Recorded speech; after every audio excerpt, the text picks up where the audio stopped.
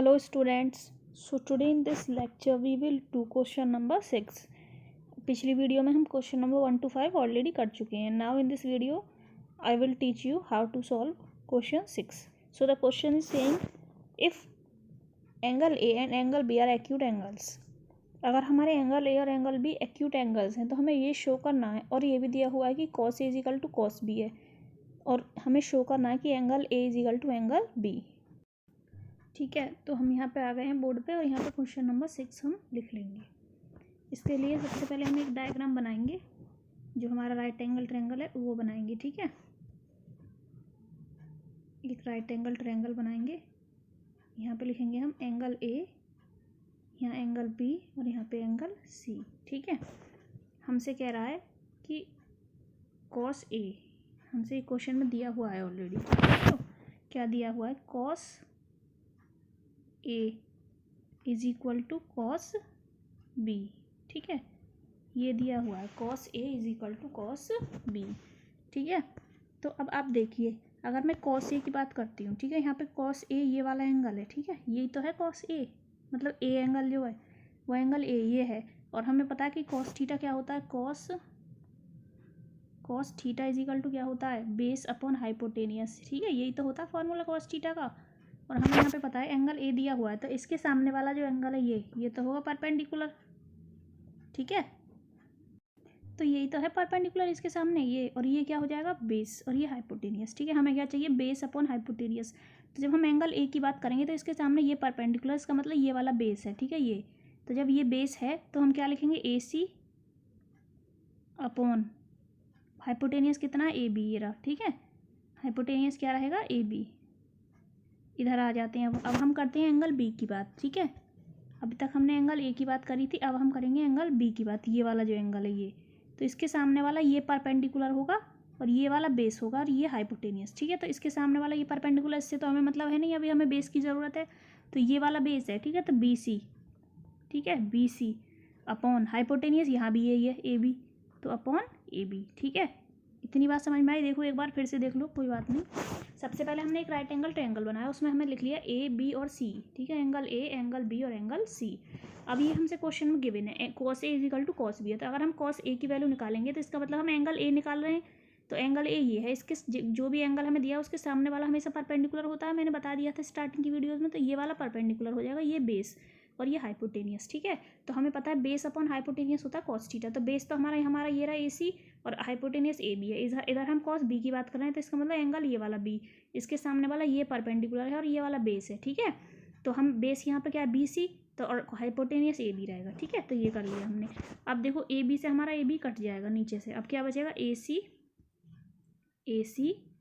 Is equal to B C. यही तो बचा है, A C is equal to B C, A C is equal to B C. ठीक है, अब देखिए ए, जब हम ए सी, अब हमें चाहिए एंगल, यहाँ पे साइड दी हुई है, तो एंगल कैसे निकालते हैं, ये इस वाली साइड का एंगल क्या होगा, जस्ट इसकी जो इसका जो अपोजिट है, जो इसकी अपोजिट साइड का एंगल है वही तो होगा.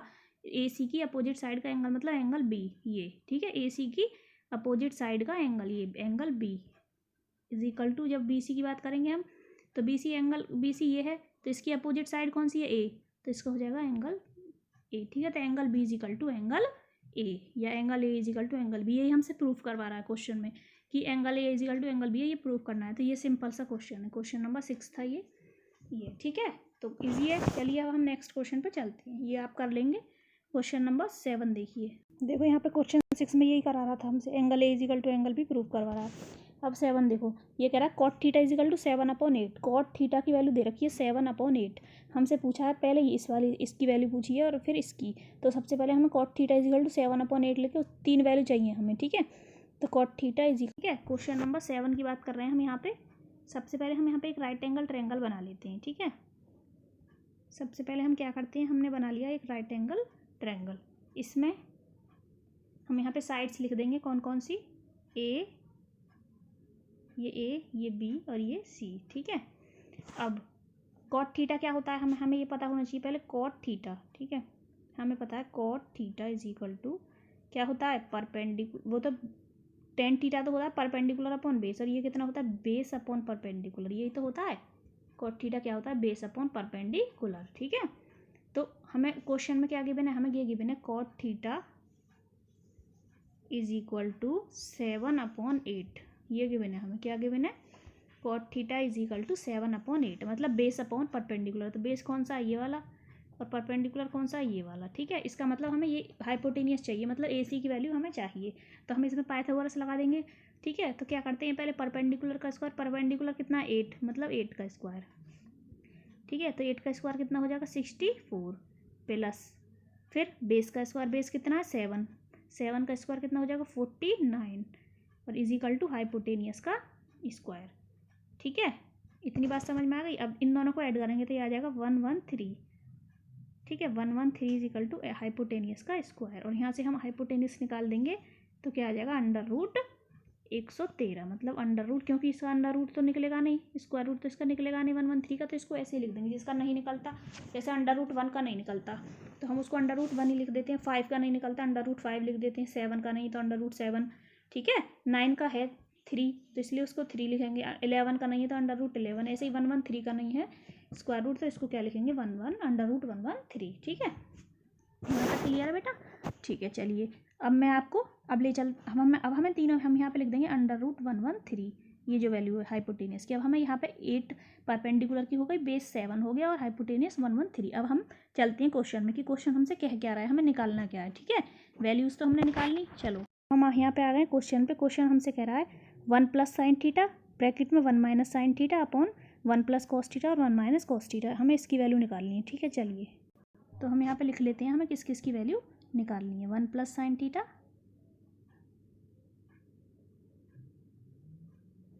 और 1 - sin theta, 1 + sin theta 1 - sin theta upon 1 + cos theta और 1 - cos थीटा, हमें इसकी वैल्यू चाहिए। ठीक है, हमसे क्वेश्चन के हिसाब से। अब हमें पहले साइन थीटा की वैल्यू पता होनी चाहिए, कॉस थीटा की, तब हम उन वैल्यूज़ को यहाँ पे रखेंगे। तो मैं यहाँ पे निकाल लेती हूँ साइन थीटा की वैल्यू। साइन थीटा की वैल्यू कितनी निकल के आएगी, कहाँ से निकलेगी, इस वाले ट्रायंगल से। ठीक है, तो हमें पता है साइन थीटा क्या होता है, पाकिस्तान भूखा प्यासा हिंदुस्तान हरा भरा, मतलब perpendicular upon hypotenuse.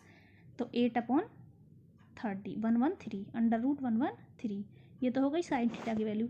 Cos theta की वैल्यू क्या हो जाएगी, बेस अपॉन हाइपोटेनियस, तो बेस कितना है हमारा 7/√113, मतलब हमें यहाँ से दोनों वैल्यूज़ पता चल गई। अब हम सिंपली क्या करेंगे, इसमें पुट कर देंगे। तो यहाँ पे थोड़ा स्पेस कम है तो इसको मैं यहाँ से रफ करके आपको कराती हूँ फिर से। आपको इस वापस से देखना, वीडियो पीछे करके दोबारा देख सकते हो, ये मत सोचना कि यहाँ से रफ हो गया। ठीक है, वीडियो पीछे करके दोबारा भी देख सकते हो इसका। ठीक है, अब मैं इसके आगे का इसको रफ करके जब कराती हूँ, ये यहाँ पे रहेगा वीडियो में। तो चलिए यहाँ पे देखिए 1 +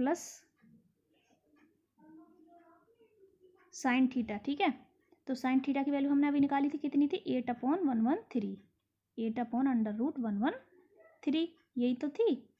1 + sin थीटा हो जाएगा ये। फिर थोड़ा छोटा लिखते हैं इसको, एक सेकेंड, यहाँ से लिखते हैं 1 + 8/√113, किसकी वैल्यू है ये, 1 + sin थीटा की। हमने ब्रैकेट क्लोज, फिर क्या रहा है वो दूसरे ब्रैकेट में 1 - sin थीटा, मतलब 1 - साइन थीटा की वैल्यू हमने निकाली 8/√113। ठीक है, फिर नीचे कह रहा है वो 1 + cos थीटा, cos थीटा की वैल्यू हमने निकाली 7/√113, यही तो निकाली थी हमने अभी वैल्यू, और 1 - cos थीटा मतलब 1 - 7/√113। यहाँ तक कोई भी दिक्कत है, कोई दिक्कत नहीं होनी चाहिए, बस हमने सिंपली वैल्यूज पुट करी हैं जो हमने निकाली थी साइन थीटा और cos थीटा की वैल्यू।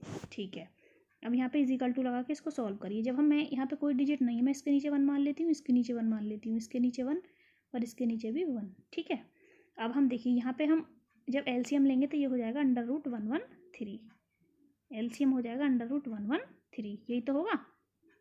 ठीक है, अब 113 से जब हम इसमें डिवाइड करेंगे तो अंडर रूट 113 आएगा, और जब ऊपर 1 में मल्टीप्लाई करेंगे तो 113, मतलब अंडर रूट 113 प्लस जब इससे इसमें डिवाइड करेंगे 1 टाइम जाएगा और 1 8 जा 8। ठीक है, अब देखो आगे, इसको ब्रैकेट को फिर से बंद कर दो यहाँ पे। ठीक है, कर दिया बंद। दूसरे में देखो यहाँ पे, अब इस पे आ जाते हैं हम, इधर देखते हैं। ठीक है, ये क्या कह रहा है, इस वाले ब्रैकेट पे आ गए हम, ये वाले पे, यहाँ भी ऐसे ही अंडर रूट 113 आएगा एलसीएम।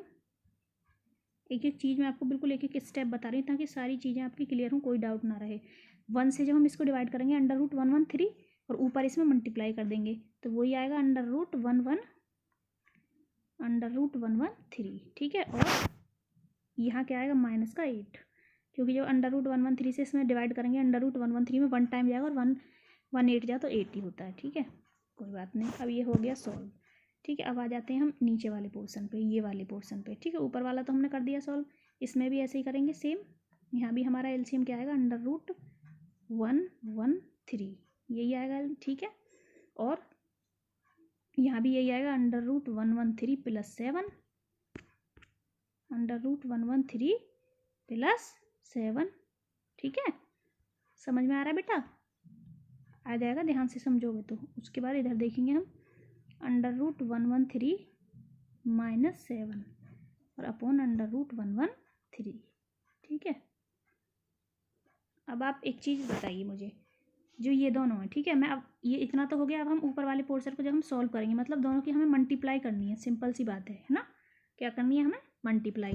तो सबसे पहले हम क्या करेंगे, इस √113 की मल्टीप्लाई इसमें भी करेंगे और इसमें भी करेंगे। ऐसे ही तो करते हैं। देखो अगर हमारा ऐसे होता है a - b, ऐसे होता है अगर a + b और a - b, ठीक है। तो हम क्या करते थे, इसकी मल्टीप्लाई इसमें भी और इसकी मल्टीप्लाई इसमें भी और इसकी मल्टीप्लाई इसमें इस टाइप से करते थे। या फिर ऐसे भी कर सकते हो, a² - b², मतलब a + b a - b, a² - b², ये भी तो हो सकता है। a + b है, ये a - b है, तो a² - b², यही फॉर्मूला होता है a + b और a - b का। तो देखो क्या करेंगे, a² मतलब √113 का होल स्क्वायर। जब √113 का स्क्वायर, √113 का square, a² a + b a - b, a² - b² मतलब -64, ठीक है, ये आ जाएगा। अब सॉरी, इसको पहले मैं 8² लिख लेती हूँ, 64 बाद में लिखेंगे हम, ठीक है। a² - b² और नीचे क्या आ जाएगा √113, ठीक है। सेम यहाँ पे करेंगे, यहाँ भी यही होगा √113 का स्क्वायर, √113 का स्क्वायर इसमें, और a² + b - b², तो -7 का स्क्वायर अपॉन √113, ठीक है। इसके नीचे भी यही आ जाएगा। अब एक बात चीज़ आपने नोटिस करी, देखो यहाँ भी √113 है ना, यहाँ पे, यहाँ भी √113, यहाँ भी, तो दोनों आपस में कट जाएंगे। अब ऊपर वाले बचे सिर्फ, तो √113 का जब हम होल स्क्वायर करेंगे तो 113 आएगा। क्या आएगा? 113, ठीक है। रूट में कोई भी नंबर होता है, अगर हम उसको स्क्वायर करते हैं मतलब उसकी 2 बार मल्टीप्लाई कर रहे हैं, तो सेम वही नंबर आता है, ठीक है।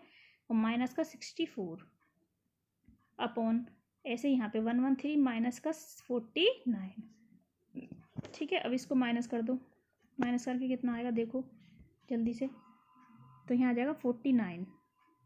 देखो 13 में से 4 गए, 9 बचा, यहाँ पे 10 रह गया, 10 में से 6 गए 4 अपॉन यहाँ पे 64, माइनस करके देख लेना। 13 में से 9 गए 4, यहाँ बचे 10, 10 में से 4 गए 6, मतलब इसका आंसर आ जाएगा 49/64। समझ में आया बेटा कैसे आया? सिंपल, हमने यहाँ पे फॉर्मूला लगाया a + b और a - b का फॉर्मूला हमें पता है, a² - b², आपने 7th 8th में सीखा होगा। तो इसका मतलब यहाँ पे √113 को a मान लिया और 8 को b मान लिया, ठीक है। तो यहाँ पे a का स्क्वायर कर दिया और b का स्क्वायर कर दिया, और नीचे तो 113 है ही हमारा, ठीक है। मतलब ये तो आपस में मल्टीप्लाई करके 113 रह ही जाएगा, तो जब भी कट जाएगा, ठीक है ना, ये रूट हट जाएगा यहाँ से, तो ये तो कट जाएगा, इसका तो कोई रोल नहीं है, बस सिंपल हमें ऊपर वाले जो है इनका रोल है, ठीक है। तो 49/64। वैसे भी हम √113 के √113 में करेंगे तो यहाँ पे 113 आएगा, सिर्फ रूट नहीं आएगा, ठीक है। यहाँ पे भी 113 आएगा, रूट नहीं आएगा, ठीक है। लेकिन वैसे भी ये कट जाएंगे, ठीक है, तो इसका कोई रोल नहीं है। आई होप स्टूडेंट्स क्लियर है ये क्वेश्चन। चलिए अब हम नेक्स्ट पार्ट करते हैं। इसका नेक्स्ट पार्ट में हमसे कह रहा था cot² थीटा की वैल्यू पूछ रहा था, ठीक है। तो ये मैं यहाँ से हटा रही हूँ, ये इसका फर्स्ट पार्ट था इस क्वेश्चन का 6th का। इसमें दूसरा पार्ट है, उसमें पूछा है cot² थीटा की वैल्यू, ठीक है।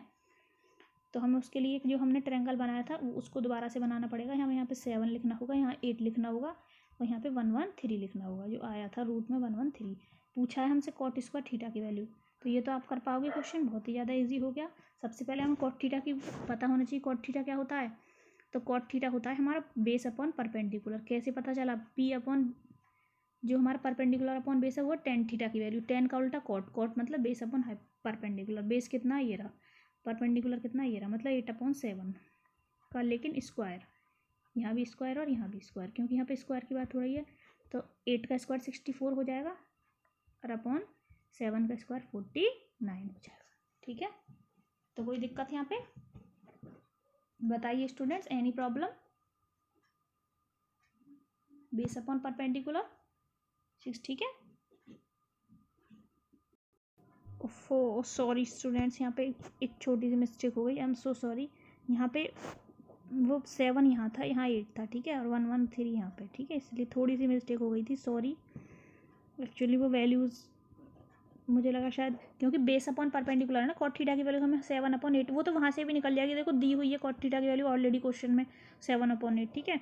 तो क्या आ जाएगा इसमें, बेस अपॉन परपेंडिकुलर मतलब 7 का स्क्वायर अपॉन 8 का स्क्वायर और इज इक्वल टू 49/64, 49/64 आएगा, ठीक है। इसलिए वैल्यूज़ थोड़ी सी अलग आ रही थी, ठीक है। सो सॉरी फॉर दैट, क्योंकि हम क्वेश्चन में भी गिवन है ये cot theta is equal to 7/8 दिया है ना क्वेश्चन में, बस इसका स्क्वायर करना है हमें सिंपल, जब हमें ये गिवन है, ठीक है। तो ओके, चलते नेक्स्ट क्वेश्चन पे, ठीक है स्टूडेंट्स। तो यहाँ पे हमने क्वेश्चन नंबर 6 और 7 सॉल्व किए। यहाँ पे कॉट स्क्वायर थीटा, ठीक है, कॉट स्क्वायर थीटा की वैल्यू पूछी थी, यहाँ पे कॉट थीटा की वैल्यू दे रखी, सिंपल इसका स्क्वायर करके लिख देंगे, और ये कैसे आया मैंने बता दिया, ठीक है। तो अब बाकी के क्वेश्चन मैं अगली वीडियो में कराऊंगी, ठीक है। क्वेश्चन नंबर 8 9 ये सारे, क्योंकि यहाँ पे हमें ज़्यादा हो जाएंगे क्वेश्चंस, फिर थोड़ा हौच पौच हो जाती है, तो इसको ध्यान से एक बार समझेंगे इस क्वेश्चन को, क्वेश्चन नंबर 6 और 7 को, ठीक है। और ओके स्टूडेंट्स, वीडियो अच्छी लगी हो तो प्लीज़ लाइक शेयर कर देना और सब्सक्राइब कर लेना चैनल को। Bye bye, take care.